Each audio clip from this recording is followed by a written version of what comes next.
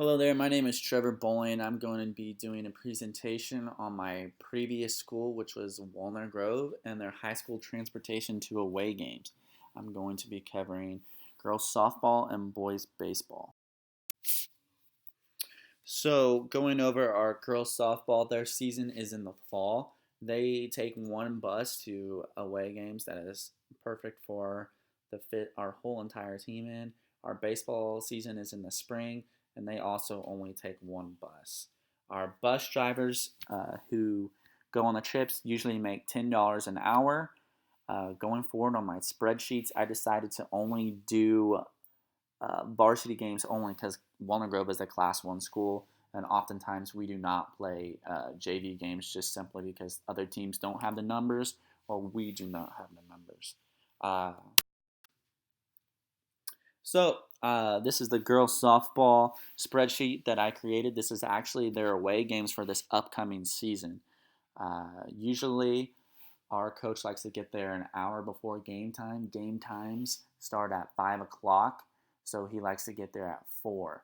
So I estimated the time, the distances of each school, and I put the times departed. That's when we leave Walnut Grove. Time arrived, that's the time that we get back to Walnut Grove. And then I factored in the total hours. One thing about softball is the games go by pretty fast.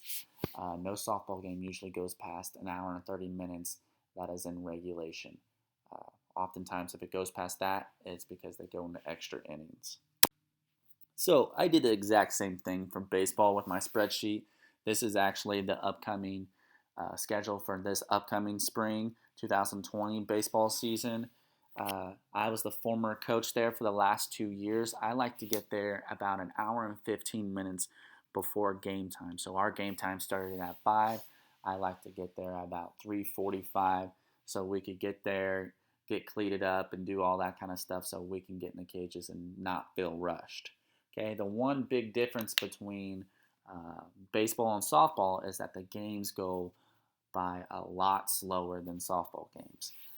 Most baseball games are around 2 hours if you're lucky, but oftentimes they can be stretched to about 2.5 hours. So I try to factor that in. That's why the cost for baseball is a little more than the cost for softball, just solely for the fact that baseball games take a lot longer, so the bus drivers there are a lot longer. So going into the total cost of things, the softball bus driver is going to make about $397.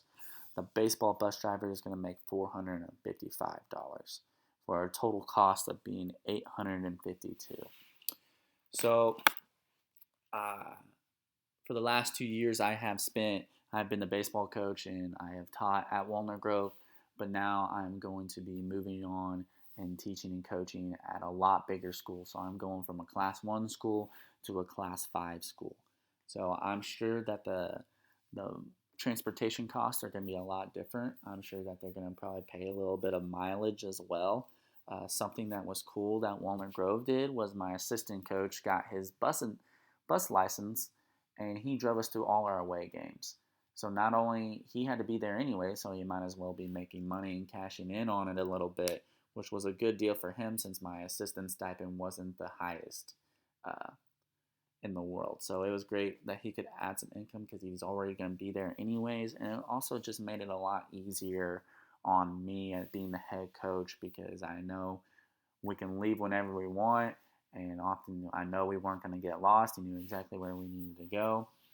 Uh, Sometimes you get in that little stage if you have different bus drivers every time. You don't really know what to expect. But when we had the same bus driver all the time, we knew exactly what to expect.